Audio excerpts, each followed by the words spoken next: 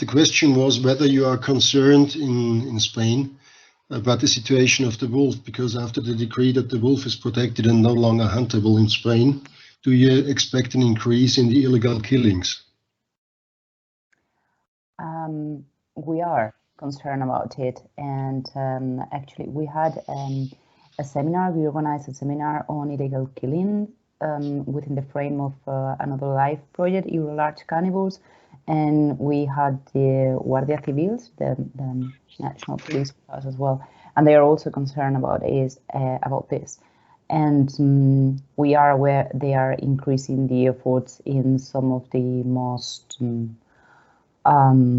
controversial regions, so to say.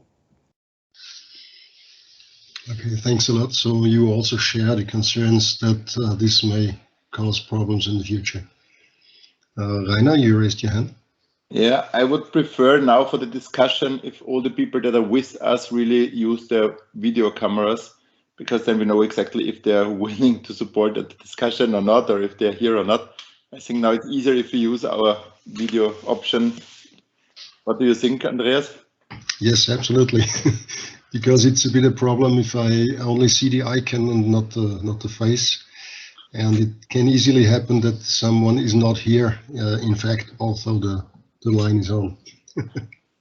And okay, thanks a lot. Now, because we could not see you before, and thanks that you are still with us.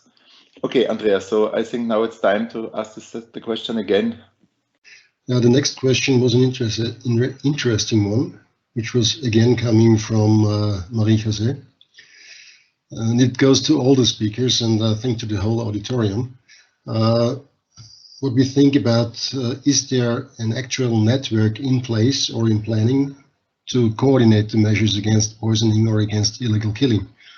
I don't want to answer it by myself, so the floor is yours, but I can put my opinion after that. Who wants to answer this first?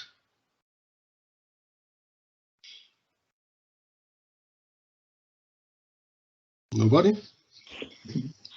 Well, I think what we do at the moment is exactly that, that we try to establish a network and that we try to bring the efforts together of different organizations and different projects. And what we plan as the next steps, which are, by the way, the next also today on our plan, is first of all to discuss and maybe to sign a letter which is addressed to the European Parliament to transport our concerns about the problem as a whole. And what we also want to, or we hope to achieve, is that the European Parliament sooner or later will establish a kind of a day against poisoning on European level, because this would be a strong signal that this problem is recognized. Because I think, to my opinion, it is well recognized in the Mediterranean area, but it's mostly completely ignored in Central Europe, especially in my home country, because everybody here tells me that poisoning doesn't exist, what is definitely not correct. So anyone else? Rainer? I would like really to bring something forward with the discussion, so not that we from the Life Eurokite project are discussing ourselves. That makes not much sense. So I think there are a lot of people here. So maybe we can include now also Willem van der Bosch. I think he's now with us. Minimum, yes. I saw his with us. I think he can really tell us a lot from BirdLife. Hi, hello. Yeah, sorry, I just came in late. So I guess you're on the topic now, on the that you're on time. So yes, we are. We've just started the discussion. Okay. And the question was whether there are networks concerning an attempt to bring together all the efforts to tackle the problem of poisoning and of wildlife crime all over Europe. And I think you are exactly the right one to answer this question. Well, I'm sure there are a lot more people in this meeting who have good answers to that. It's a little bit the how do you approach the scope? Like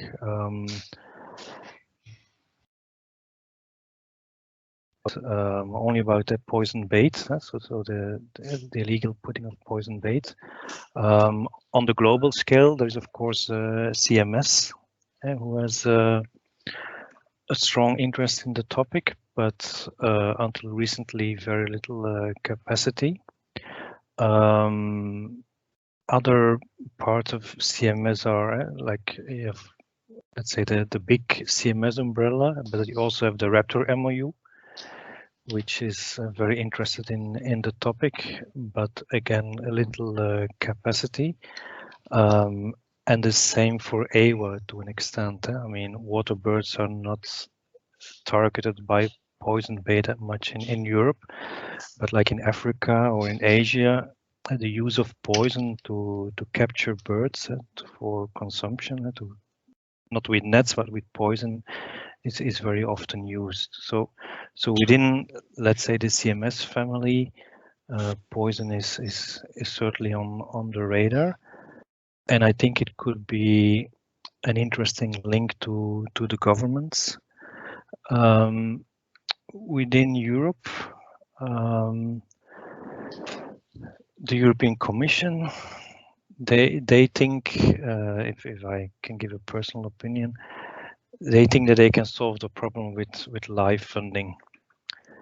They haven't set up, as far as I know, any real structure to tackle the problem in a strategic way, because in the poisoning there are a lot of aspects, and like, where do you get it from? I mean, a lot of the things being used, like carbofuran, are being prohibited for how many years now? Quite a lot, but there is no, as far as I know, no real strategic follow-up, probably because the authority on this is dispersed under different DGs. And like DG Environment would like to see of course, the outcome that no protected species are being poisoned. Also and then you have a couple of other DGs who are in it, like the ones that follow up trade, a DG Home, which look at, who actually was behind the wildlife crime program of the Commission. So bringing them together is also maybe one aspect of the story, is to try to bring the DGs together. I mean, it has been done previously in another live project. I want to say Erasmus, but of course it's not that. It will come back to me. It was a couple of years ago. It ended. It was one on environmental crime and wildlife crime, and they really looked at bringing all the stakeholders from universities, all the different enforcement authorities, the judges, prosecutors, all kind of police, customs, together, and discuss what are the difficulties in getting to really actions in the field. And it was also on like the garbage problem, like the electronic waste going to Africa and stuff like that. So I think in poisoning, maybe that can be revived. So there are structures, but I have the impression that everybody is doing the work in their corner, and there is very little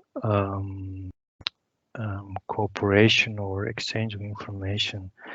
Like Europol, Interpol, I mean, they all have their programs, but it's rare that they come together. I mean, there are initiatives like that, but it's really rare. And when they come together, like in these meetings, I thought it was very useful also for them to hear that all kind of structures they have set up, like databases, which are not connected. Like the prosecutors, they have a database, but which is not connected to the enforcement database and stuff like that. So I think, yeah, the thinking of the initiative to try to see how to bring these people that work on it together is a really good one. I'm personally not so sure if the European Parliament is the most productive one.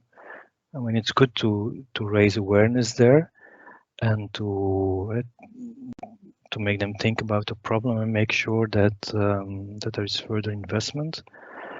But there are actually a lot of people working on the topic also within the governments. We have already certain levels of capacity, but it misses sometimes targets. Like on the aspect of where do you get all these poisons? I mean, I think you can just buy it on the internet in Ukraine or Belarus and just ship it into the EU. And there are a lot of people who probably know how to deal with that, but I don't have the impression that their ideas are being shared with the people who could really make a difference in the field. Okay, thanks a lot. Sorry, that was a lot of... no problem. Thanks a lot for the contribution. Simona, you were the next one. Yeah, hello again.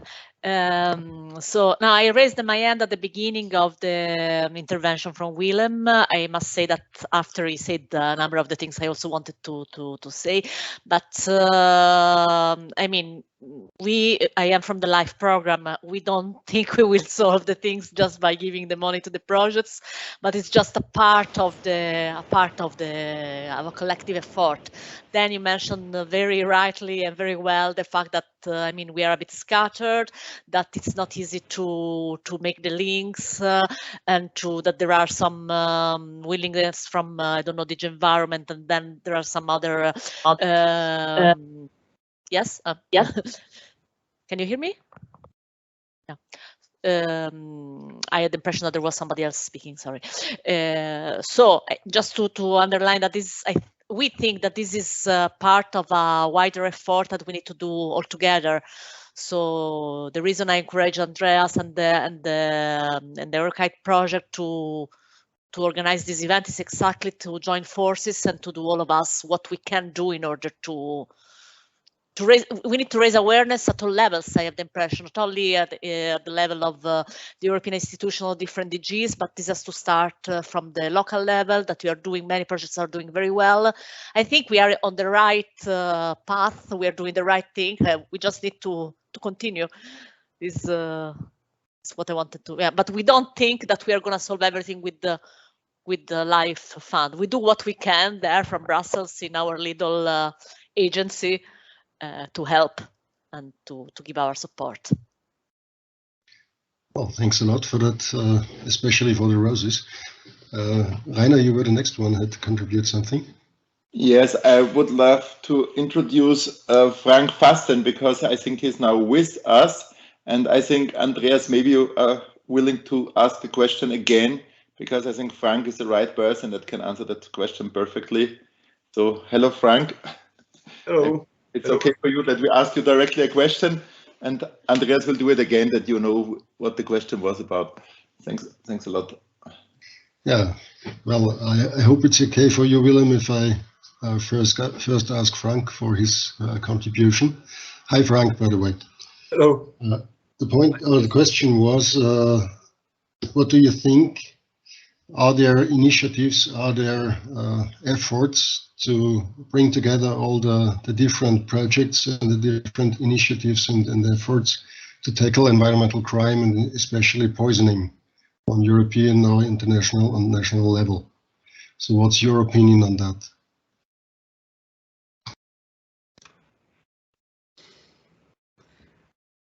Well, first of all, I must apologize because I haven't been able to participate in the day today, and I'm a bit fresh jumping into the subject. I mean, to some extent, we expect that projects such as yours take an initiative in this. And when you show that that there is an issue, and I expect that this is one of the outcomes of a project, that you communicate this and to bring this to the European level, and then we can discuss what action needs to be taken. I'm aware, of course, I mean, I'm generally aware about the direction this project is going, because I have been following it since the beginning, not very intensively, I must admit. But at one stage, I think it would be very important that you can, let's say, present your results in a simplified way for people who are non-experts, so that we could communicate it at our levels, and then it's only once we know what the issue is that we can take the relevant actions. I understand that poisoning is perhaps the main mortality issue for certain raptor species in the EU. I also understand that this might not be distributed equally, and that raptors are not necessarily the main target of the poisoning, but still there might be a case for, let's say, for dedicated policy actions. But I mean, we really need to know first what the findings of your project are. And as I said, I haven't been able to follow recently your project as much as I would love to. So I think I would suggest that we kind of sit together at one stage and we see where you stand in terms of the results. And I guess you are starting to accumulate more and more results after let's say the first phase of tagging the birds and so on. And I mean, one of the issues we are very much confronted with politically for the moment is the spread of a wolf in many parts of the EU, which is also triggering additional poisoning activities. So I guess this might also have, in some cases, impacts on raptor species. I mean, I can't say more about this for the moment. I think we really, once we know what the issue is, we can think about potential policy actions. But if you have something in mind, don't hesitate to share with us. If you have any idea for a policy action, it doesn't need to be our initiative. I mean, we are open to suggestions from stakeholders and conservation organizations on this as well. Well, I don't thanks know a lot if for that that. satisfies your question or what. I mean, don't hesitate to come back if you think there is another element I should provide at this stage. No, I think thanks a lot for this explanation. It's almost perfect to come to the next step. But first, I have to ask Willem for his contribution because he has raised his hand. Yeah, thanks, Andreas. Just to confirm, Simona, I didn't mean, of course, that there is any problem with the great effort that the Commission is doing through the LIFE funding. I mean, that is crucial to solve the project. But what I meant with what I said is that I think by making sure that NGOs and the society can work on the issue, I sometimes have the impression that like within the Commission, sometimes due to lack of capacity, and it's not only in the Commission but also in the conventions, there is relatively little staff time capacity to work on these topics. I mean, that there are millions of things that the officers have to consider, and it's sometimes hard to find these priorities. And I also know how organizations like Impel, Europol, Interpol, they can only work on these topics when they get funding, because like Impel, it's a voluntary organization of enforcement officers. To cover their priorities, they also need funding, and I know the last years that's difficult. So that was a bit my point, that the LIFE program is really brilliant. It has a very good performance. I think I remember the meeting a couple of years ago in Athens on all the poisoning projects, it was very impressive how many projects the Life Funding was able to set up, and also make sure that they learn from each other and work together.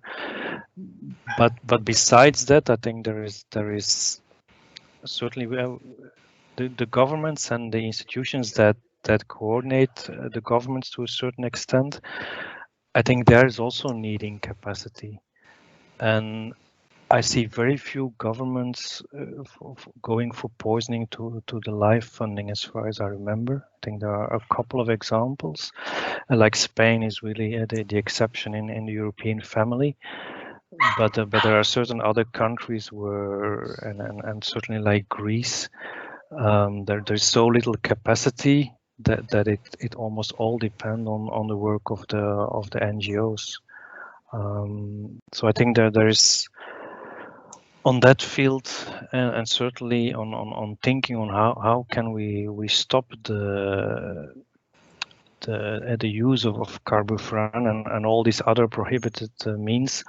I think we need to think about how can we set up a discussion with the stakeholders to know what they're talking about on that field, which is often not the NGO, to try to find solutions for that. Thank you, Willem. Simona, you were the next one who had to contribute something. Yeah, very quickly, just that as I mentioned, I had understood that, I mean, I had raised my hand at the beginning, and then you mentioned all these elements, so I think we are on the same line. I just wanted to reiterate what was said by Frank. I mean, as you're mentioning, the capacity, the people, the number of people we have, the resources are limited.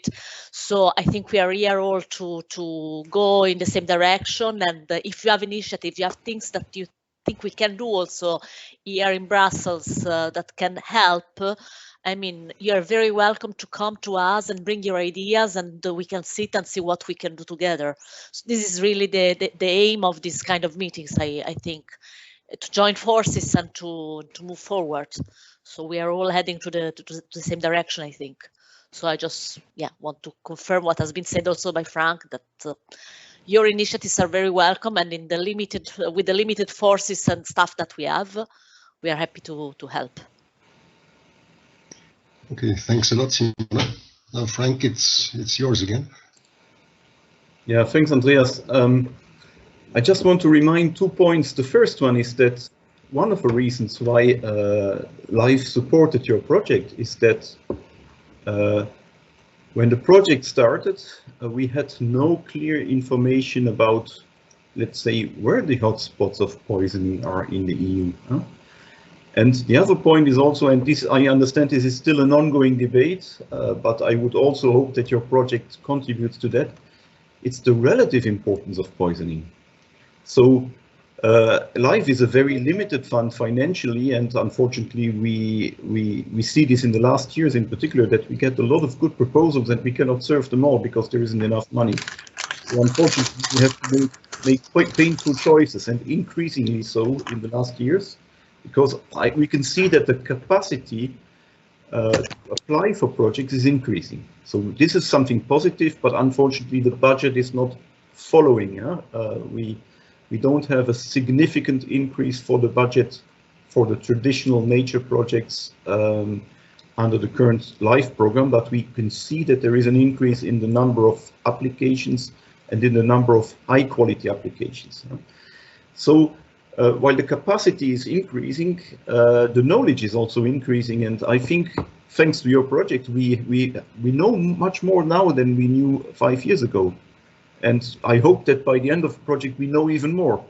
And the more we know about the relative importance and about the geographic spread and location of poisoning and the type of motivations for people spreading poison, the more we can take action. So I think your project is, I mean, in my understanding, it's the only one that has worked on a European scale with so many partners on this issue, with, let's say, making use of the most recent technologies and being able to, let's say, to provide this kind of information. That is not known before, or it was not known, at least not on a European level. Perhaps locally there's examples where you know that poisoning is more important than, I don't know, wind farm mortality or collisions, or, But now with this kind of methodology, and I would expect that this is a major result of this project, we have really information that we can translate perhaps into policy in the coming years. So I wouldn't be as negative, let's say, as pessimistic as Willem on some of these issues, because I think we are really moving into another knowledge dimension that will allow us to take much more efficient and targeted actions. Okay, thanks a lot, Frank. I would like to take the chance to ask also Sean Robinson to give us maybe a little bit of an input from the point of view of a prosecutor. Sean, what do you think?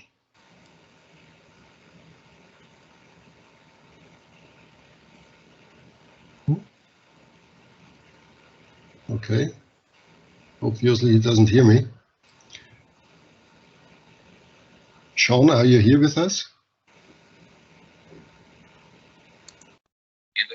Hi there, yes I am.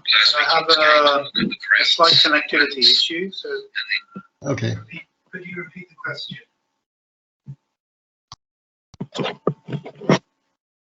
No?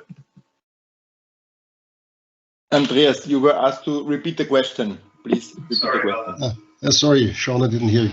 Yes, the point was we were just discussing whether there are networks and efforts or to try to focus and to bring together all the efforts tackling illegal poisoning and poisoning in general and wildlife crime in general in the European Union or in Europe.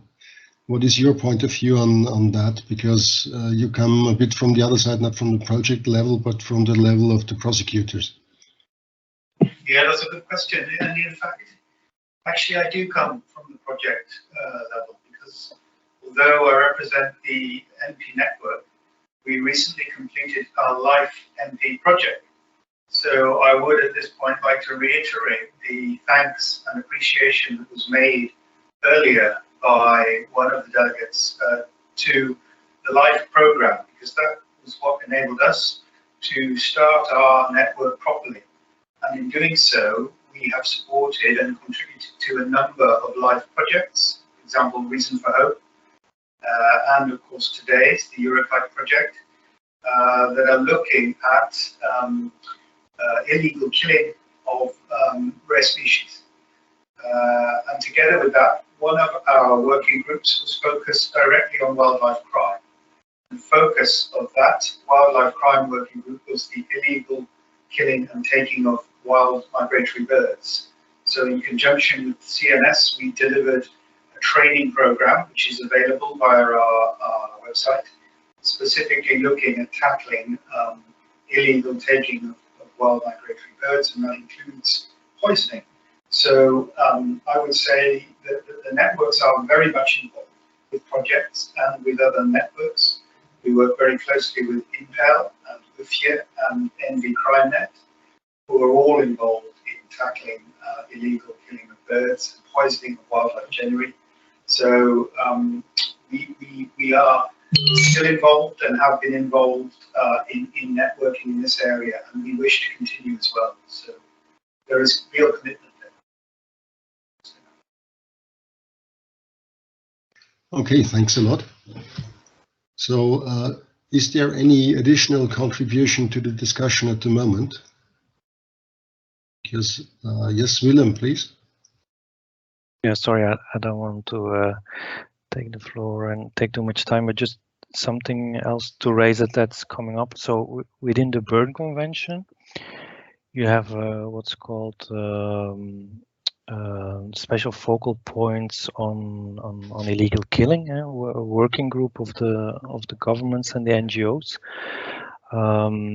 which was formed after the Larnaca Conference on Illegal Killing in 2011. So from that, one of the offsprings of that is the CMS working group in the Mediterranean on illegal killing of birds. Now, the CMS group, that one, the MICT group, it's called. They don't focus that much on poisoning, but it's part of the program. because a lot of the illusion on poisoning are also the same as for shooting or trapping, which enforcement, education. But the Berne Convention group that covers then a couple of more countries and covers actually the whole of Europe. And there's a meeting planned in 22, probably May, June in Spain, linked to also with the CMS group, where this topic could also be brought forward again. Just wanted to add that to the discussion, and maybe if we go to the Parliament, if we can already say something on that. You probably know that the Parliament also has a budget they can decide on, which they can give to the DGs to work on topics. And this might be something to consider in the discussion with the MEPs, to see what the program of the day will be, to see if this is not something that can be taken forward. So they can decide on a certain budget, which then in this case would go to DG Environment, and they normally then issue a tender where it can be worked on. One of the recent ones that you maybe heard of was one on renewable energy.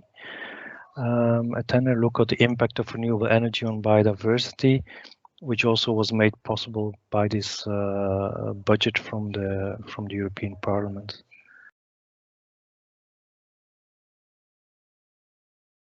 Okay, thanks a lot, Willem.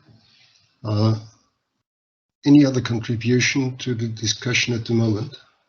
Because I think we've got now a lot of input, and it's time to talk a bit about the next steps, and that's where I want to give the floor to Rainer. Because the next two things we will try is, first of all, to present a statement letter, which we want to send to the members of the Parliament, or to the Parliament, and which we want then to present there during a session, which is planned, I think, for February or something like that, to be presented at the European Parliament. So, Rainer, it's your turn, please. Yeah, thanks a lot, Andreas. I will use the time together with Hannah. So I only want to show one slide from my presentation, because some of the people that are now here with us at the discussion could not follow my presentation in the morning, because I had one picture, or I have one picture that shows surely that I will share my screen for 1 second.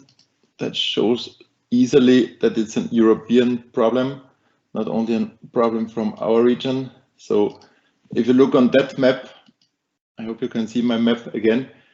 Yes. Frank, that was the question. So we have now our results from the first 85 birds that were illegal poisoned.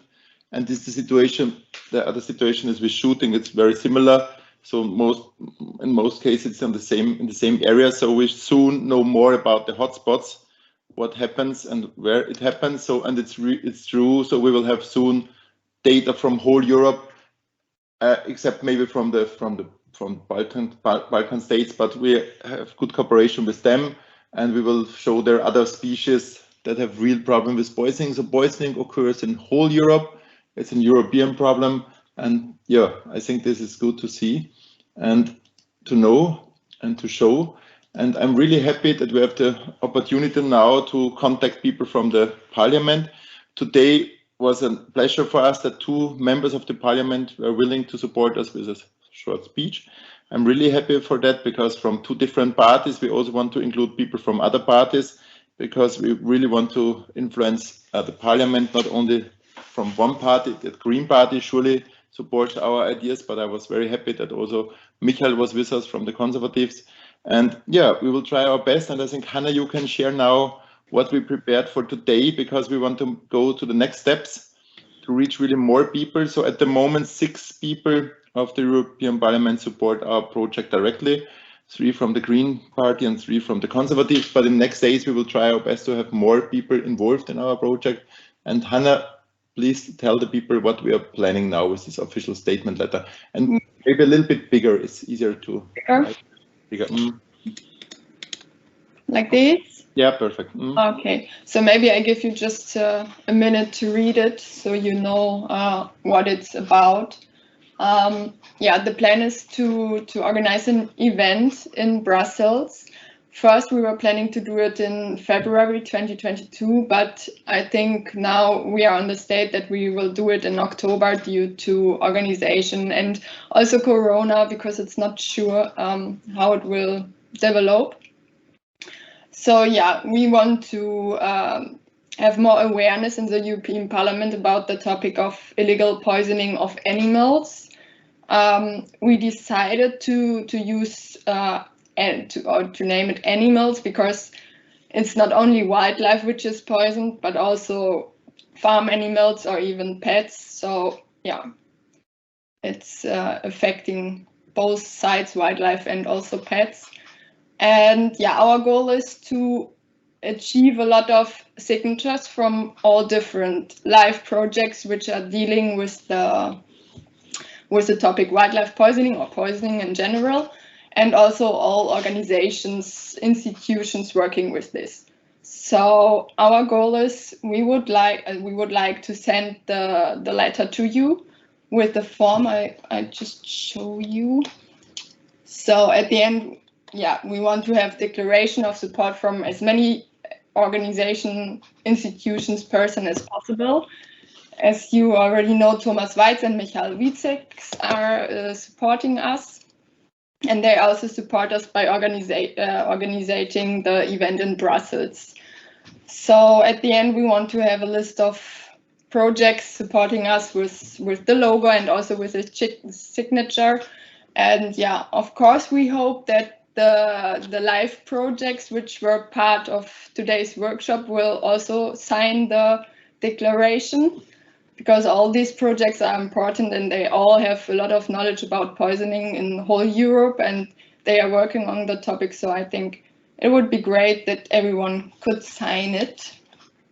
And yeah, the same with organizations and institutions. Of course, we hope that all the partners of the Live Eurokite project will sign the declaration or the letter. Yeah, and also organizations like ENPER and the other organizations which were here today. So we have at the beginning, we have just a short statement letter, and we will also send more background information. So in case someone wants to read more about it, we have just some facts and literature which explains the topic of illegal poisoning a little bit more. And yeah, this actually would be the declaration of support. So we have the logo or the stamp of the organization, of the project, whatever, and a contact person who is also the person who signs it. So we have the full name and yeah, the function of within the project or organization. And yeah, this is our plan to do it and to give the letter to the European Parliament when we also have the event. So it's just an organization question until when we need to have all the signatures and the declarations. So thanks a lot, Hannah. So I think we should sign everything as soon as possible, because now is the time when we met, so most people know what is our aim now. I think we can send the letter today or latest tomorrow. We will send the letter to you. The examples that Hannah showed were only some examples, so it does not mean if your logo was not on that list, it doesn't mean you should not support us. I only ask Hannah to copy some of the logos inside, that you can see approximately what we plan.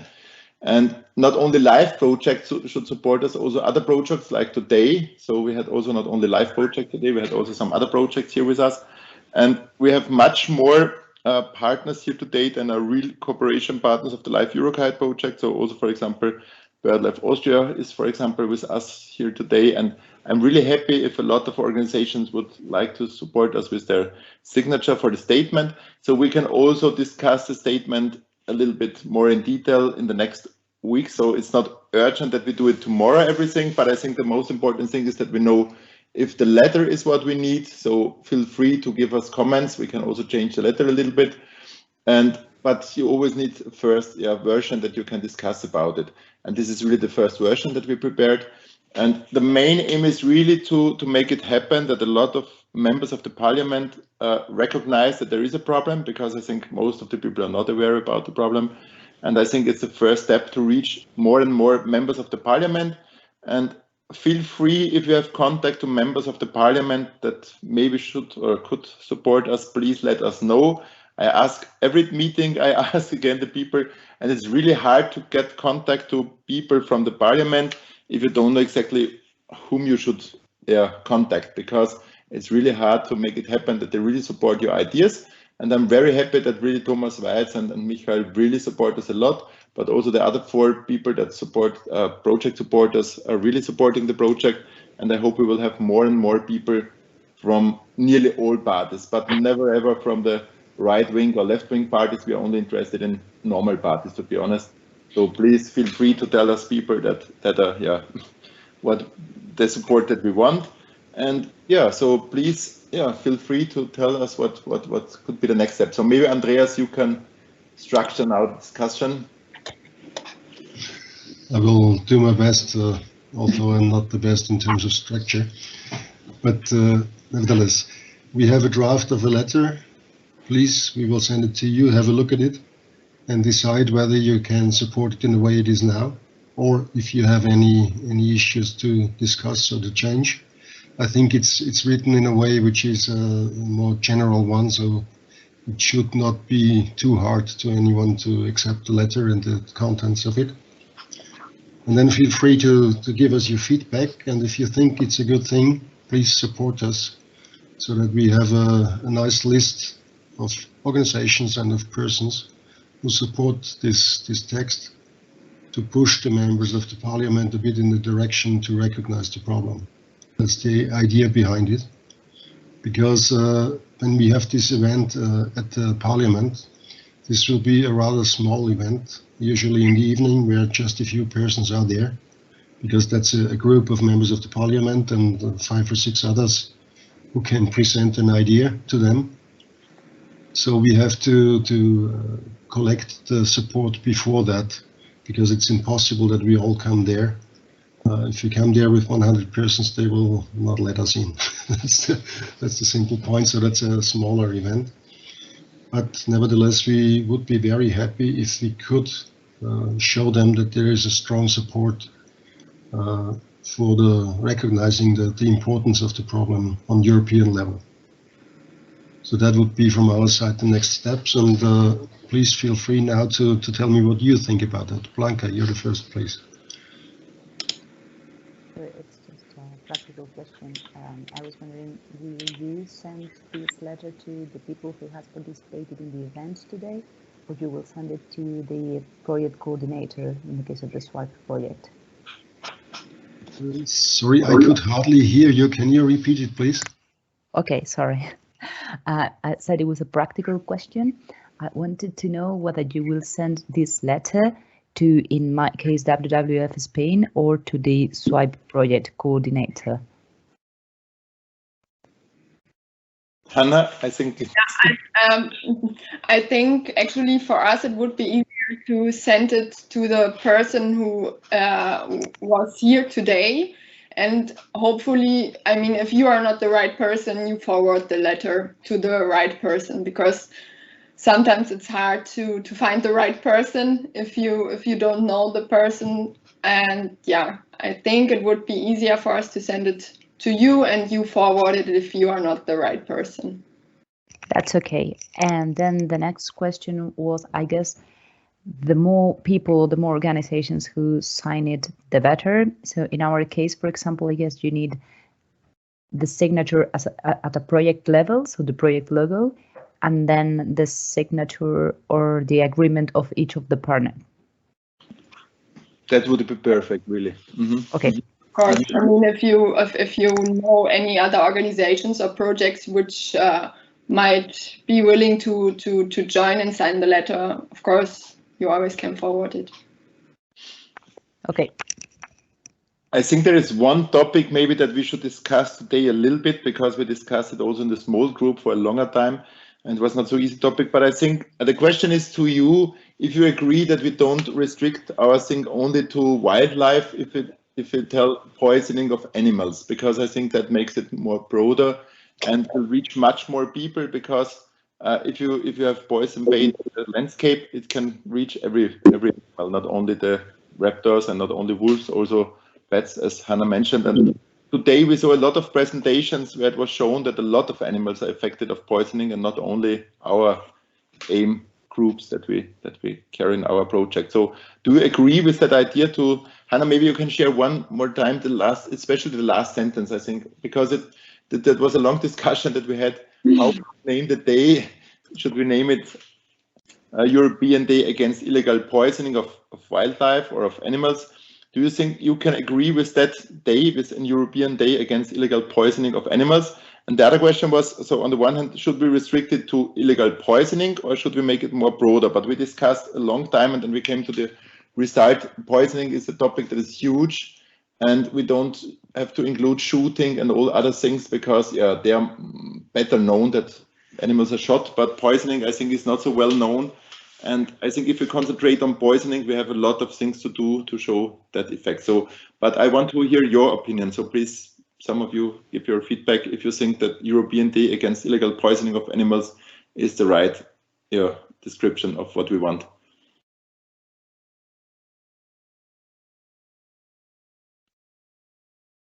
So for example, David, I think you are with us. David, are you still with us, David? What is your feeling about that? Because you have a lot of experience with all these poisoning topics. Is David still with us? Yeah, he's online, but not sure if he's on the computer. Okay. Yeah.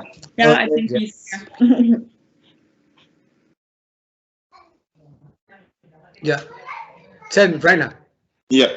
So the question was to you, David, if you agree that, Hannah, maybe you can share again your screen, that the European Day should be called like European Day Against Illegal Poisoning of Animals, so that we don't restrict to wildlife. So we have it for all animals, but we restrict on illegal poisoning. So we want, because we were often thinking about wildlife crime or something like that, but then we told, okay, we want to focus in our project on illegal poisoning, because for red kite poisoning is the bigger topic than shooting, for example. So what is your feeling about that? Is it the right term that we want to tell? So European Day Against Illegal Poisoning of Animals, or is it too small?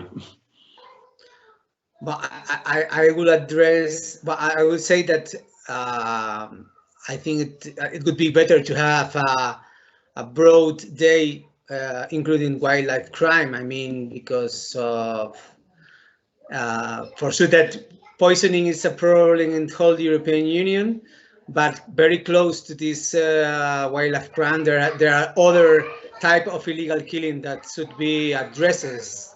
And I think to have a day just involving all the types of methods that have been used to wildlife crime, I think this could be, in my opinion, should be a day against wildlife crime in general, not only focusing on poisoning. So, yeah, that was the reason why I wanted to discuss with some of you, because we were discussing a really long. Maybe Laszlo, is Laszlo Harashti with us still or not? Yes, I am. Laszlo, can you explain your idea about that? It's a very interesting question. If we would like to concentrate one thing, I mean, it could be more successful. But from another side, it is also not easy to 1 or 2 years later include any other problems from the wildlife crime crisis. But all own projects, I think it's enough to concentrate illegal poisoning against the animals. It is also many partners, from wolves to vultures and other birds of prey, and so on and so on. Blanca, feel free to tell your position. I was actually thinking rather the same as David. From my point of view, at the moment, there is no big event about wildlife crime in general. And what I've been found while starting the SWIPE project is that people just don't understand what wildlife crime is and what we have and why we have to care about it. So if we start having just a big day for a very small thing, which is not understood at a wider level, I'm not sure I agree with it. I mean, I think it's a good idea, but in terms of communication, I'm not sure how useful it will be, considering that maybe our target audience is not still educated on wildlife crime topic as a general issue. Mm-hmm. Wilhelm, I think you also wanted to tell something about that. Yeah, thank you. I think I agree with Blanca. It's I'm probably talking against my own shop because we really want to have illegal killing in the spotlight, but I sometimes have the feeling that there's a lot of confusion about the terms wildlife crime, illegal killing of birds or other animals. So. Or you make this decision on the basis of some questionnaire or a poll in some of the countries to see what the general public, because I think the aim is to reach out to general public, to raise awareness with this day. So in this case, I think the clearer the message is and to focus, and then I would even. I know in your title it's probably difficult, but I see in your explanation you really tell what it's about. And because poisoning, some people also see it as the wider aspects of poisoning, like pesticides, the use of pesticides, the whole lot of killing these animals. And so I think here we talk especially about poison bait, the intentional use of poison to kill animals. And then I would try to keep it to that level. And I see what David wants to do, and I think it's also something we as BirdLife want to raise awareness on illegal killing. But illegal killing has so many aspects. Killing as such, also with the derogations, and to explain to people what some birds that are protected can be killed under derogation law. It's, if people want to go into that topic, it really needs a lot of explanation. So I would keep it clear and simple, and go for the illegal poisoning of animals by using these poison bait. Mm-hmm. Okay, thanks for your comment. So somebody else. So I can see you now, Alfonso. You're also a representative of an NGO. What is your feeling about this topic? What do you think is better? Concentrate on really poisoning, that we can give a simple message? Because I think wildlife crime is a very complex topic, so it's really hard to explain people. And even me, I don't know every detail of wildlife crime, what is really included in wildlife crime. What is your feeling, Alfonso, about this? Well, I think as all you have been showing here, it's a difficult task. But in my opinion, if we want to increase the awareness and the spread of this letter, if we use the poisoning, in poisoning don't use to kill wildlife, used to kill a lot of domestic cats and dogs. So in this way, we can touch the health of many other organizations not linked to wildlife, so linked mainly to dog and cats care, and they are much more powerful than us, even at political level. In Portugal, for example, there is a party to take care of the domestic animal, not wild animals. So I think that if we try to show in this way that poisoning kill a lot of domestic dog and cats, we can join with us this big group of people with huge pressure at political level and in which could be a very good tool for us to try to rise up this problem at a superior level. Because in Portugal, for example, now, and in Spain also, there are new law to protect and very strong law to protect domestic animal. But well, wildlife animal, because they are from nobody or from anybody, they don't care. So if we try to join these people and this group to this letter, I think that we can reach other areas or other political areas mainly, in which until now for us, for wildlife conservationists, are not being able to reach properly. Thanks for your comment. I think it's very useful. Somebody else that want to tell us something? So maybe Frank, I would like to ask you again, because you are one of our target groups that we want to reach at the end. What is your feeling, Frank? Is it better to concentrate on really one topic and make it a little bit broader with animals and not with wildlife? Or is it better to concentrate on the whole area like wildlife crime, but excluding the normal animals, the animals that most of the people like? I think the poisoning issue has a special dimension because very often the animals that are killed are not the target of a poisoning, whereas other wildlife crimes are most frequently targeting certain species. And that special dimension and perhaps also the special perception of poison makes it, I think it makes it a nice subject for communication. So I would, but this is really my personal appreciation. I'm not talking here for the European Commission because I'm not the one who should advise you how to deal with this. But I think that in communication terms, something on poisoning may have a bigger impact. And don't forget that we have already certain policies in place in relation to wildlife crime in general, but nothing very focused on in terms of poisoning. So I think this is a kind of niche that still needs to be occupied. Okay.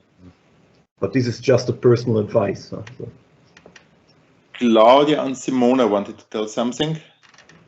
Mona, you raised your hand before, but now it's not. Yeah, it was more a reflection rather than an answer or an opinion, because at the beginning I was thinking a bit, if you open it to domestic animals, perhaps you risk that attention is being diverted towards the topic more on domestic animals, and you lose strictness, to fight against the wildlife crime.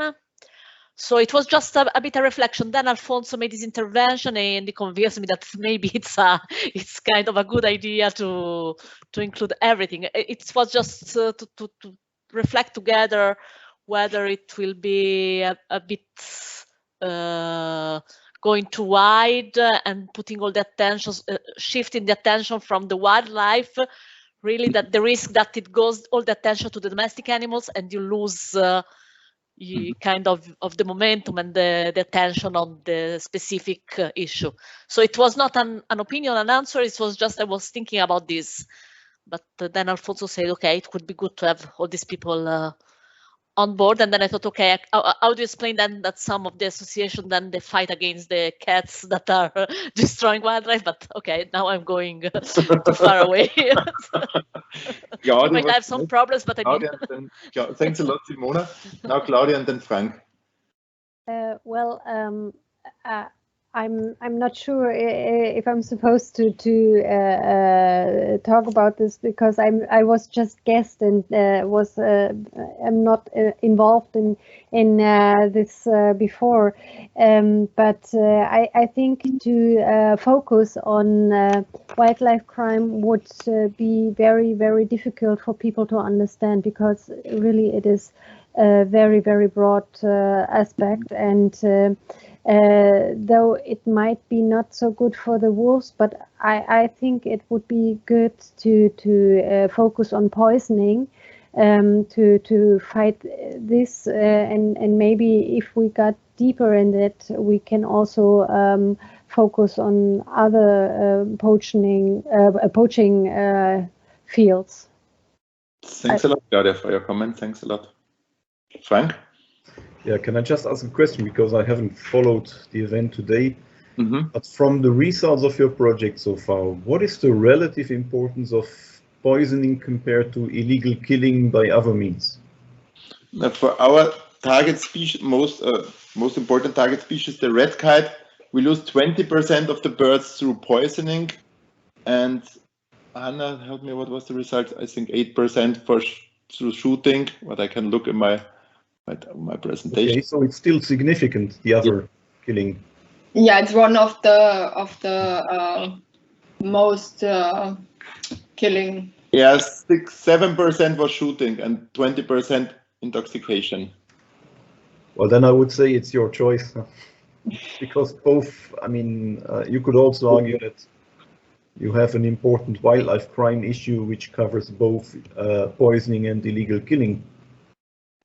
I think it's just, I mean, it's a subjective choice that you have to make, but I think both options are fine. Laszlo, you want to tell something again? Yes, thank you. In Hungary, the shooting is a very rare thing, but the poisoning is very common. And not only Hungary is the same situation. In Mediterranean countries, of course, is absolutely other one. But in the Central Europe and the North Europe, the shooting is day to day or year to year is more rare, but not the poisoning. Thanks. Thanks for your comment, Laszlo. Alfonso, one more time, please. And yeah, perfect. Laszlo comment. I think that in Central Europe, there is no less poisoning. Maybe that's the poisoning is less searched. I remember 25 years ago when we started our introduction project with the Verde Vulture in Spain, when many countries from Europe say, in Central Europe there is no poison, so Spain is full of poison. Okay, we started to search for poison and we found a lot of poison. For this reason, many countries put the finger on us and say, Spain is full of poison. But when you ask, and you, are you looking for poison? And they say, not. So that's the point. The country where actually there is no poison is that because they don't look for poison. Now with projects as Eurokite, with many bird tagged with GPA that will show really the impact of the threat on wildlife. For sure, many countries where poison was not a threat will pop up as a threat. So take care when we say there's no poison in that country or the other, because the point is, are these countries searching for poison? Thanks a lot, Alfonso. Johannes, please. Yeah, thanks. I have a similar opinion, and I would also say that poisoning is the more severe problem regarding that it doesn't discriminate again between species.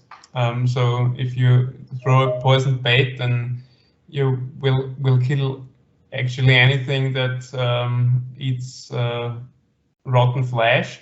But we see that hunters try to avoid shooting red kites, avoid shooting eagles, but they cannot do this discrimination if they just throw out the baits. So, yeah. Thanks a lot, Johannes. Yeah. Okay. So, I think Blanca was first and then Willem. I think you got me convinced. And maybe it's not such a bad idea to approach a very difficult and wide problem to be understood for general public, as it could be wildlife crime, starting by a more specific problem as poisoning.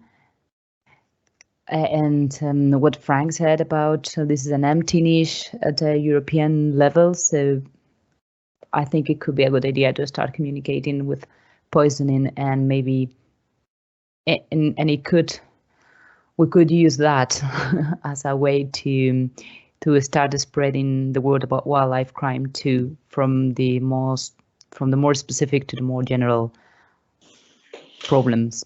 Could be an idea. Thanks a lot for your second comment, Willem.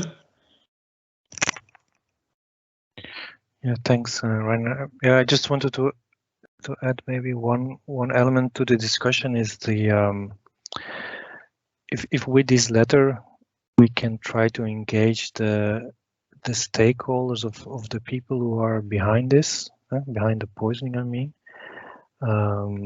it's a bit of an unwritten knowledge that the people behind it are in some countries, as Alfonso said, for the killing of stray dogs, like in Greece, Romania, Portugal, probably parts of Spain, but also North African countries have that issue.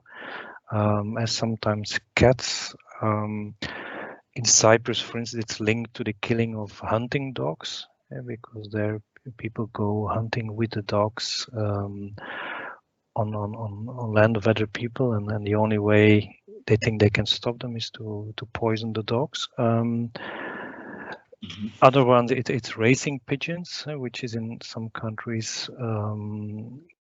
People have racing pigeons poison a lot of birds of prey, and then if you see, I don't know if you've seen the latest RSPB wildlife crime newsletter with the statistics from the UK. Well, it was, I think, 60% of the proven cases in the UK of killing of raptors, which a lot of them, well, majority are being poisoned. I think it was 60% was linked to hunting of small game. Mm-hmm. So the grouse industry and also the pheasant and the partridge shooting. So it's clearly, and then of course in other countries it's highly linked to the predators, predator control in general, which is done in majority by hunters, but also by farmers to protect their livestock. So I know this is really a challenging task, but it's something we always struggle with within illegal killing. But if somehow we can try to reach out to the organizations that say that they speak on behalf of these groups, if we somehow can include them in this statement, I think that that could be helpful, because this is really illegal. I mean, we really struggle with the lead topic, with the lead ammunition, because for the moment that's still legal, where we try to change the legislation on that. But here we talk about an illegal activity, and normally all the organizations, they don't openly support these actions of their sometimes members or let's say supporters. So I think there is certainly this this option, and I think also a lot of the conventions like the Berne Convention, CMS, they will be fully behind this letter. So maybe we can find space in that to give them that place somehow, maybe in a wider document or something like that. But for sure, I mean, the goal of the illegal killing, where poison bait falls under, is a zero tolerance on it, because it's illegal. Also, FACE supports that. So I would try to let them say openly that they are against that, and that they will inform their supporters that this is a no-go area, poisoning of animals. That sounds perfect idea. Like a perfect idea. I want to ask Stephanie. I don't know if you're still with us, Stephanie Holm. Are you still with us? Andreas, can you see Stephanie still with us, or? I just have a look at it. Just a second. No, I think she has left. Okay. Oh no, she's here. Sorry, she's here. Stephanie, you're here. Stephanie, can you hear us?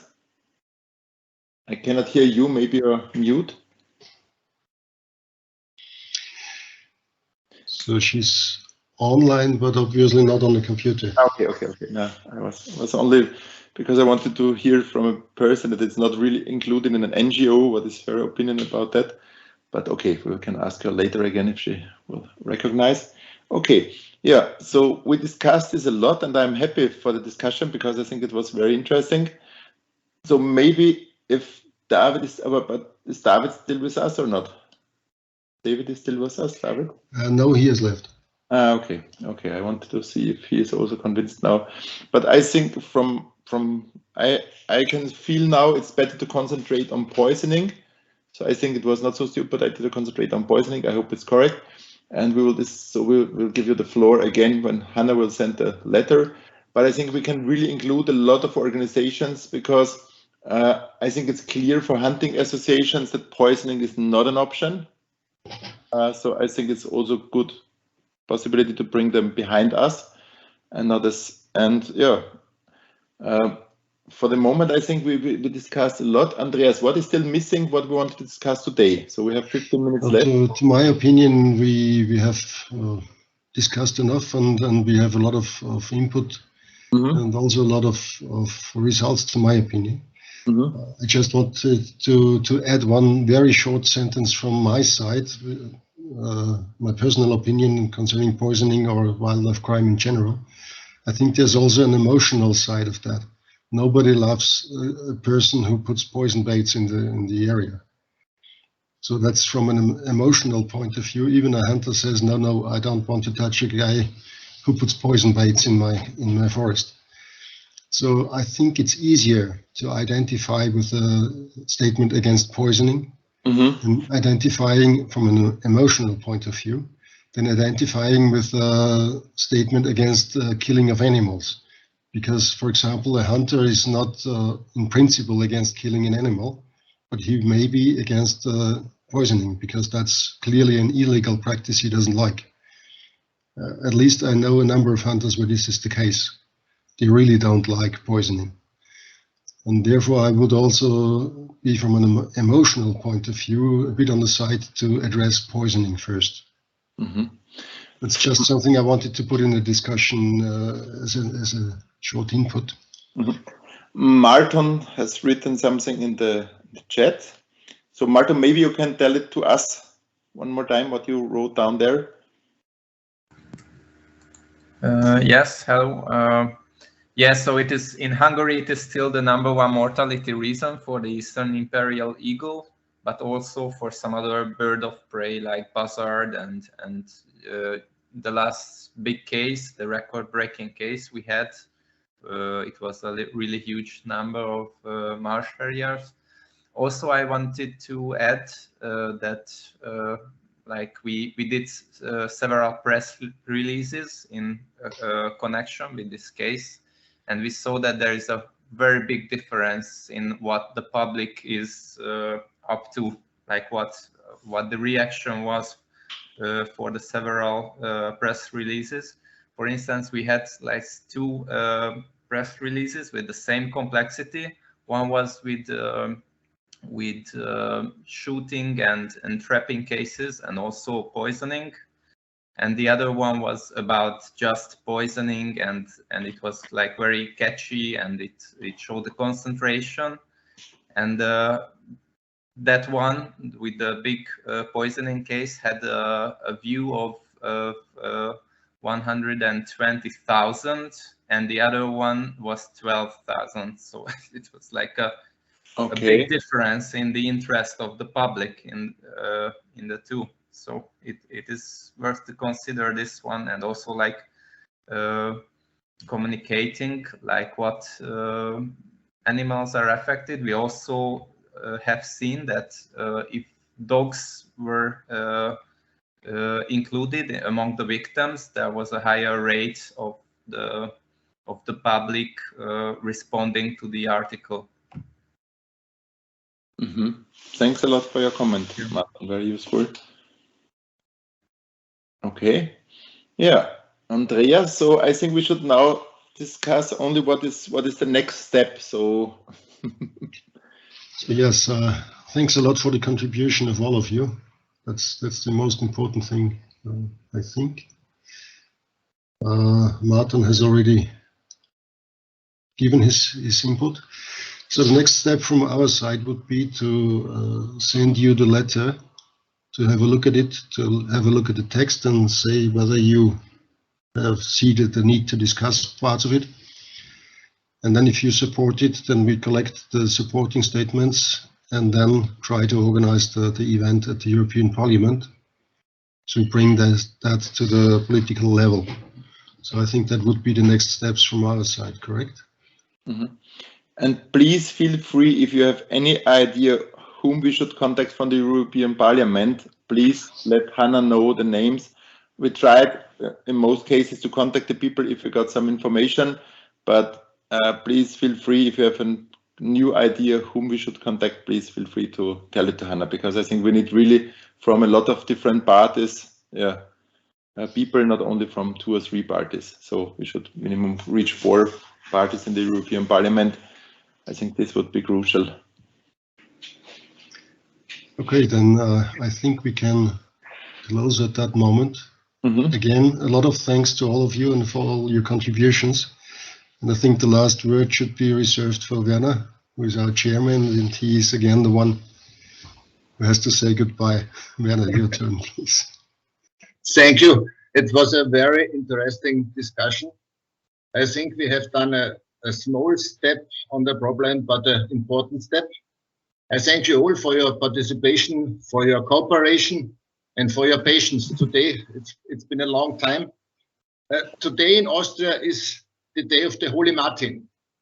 On this day, we traditionally taste the new wine. I will go outside and do this. And I wish you a nearly fine event as I will have. Thanks for your cooperation, and I wish you a fine evening. Thanks, Werner. Thanks a lot. Thanks a lot, Werner. Thank you. Bye-bye. Thanks a lot to all participants. Thanks a lot to all of you. Thank you very much. Thank you. Bye. Bye-bye. Bye. Bye-bye.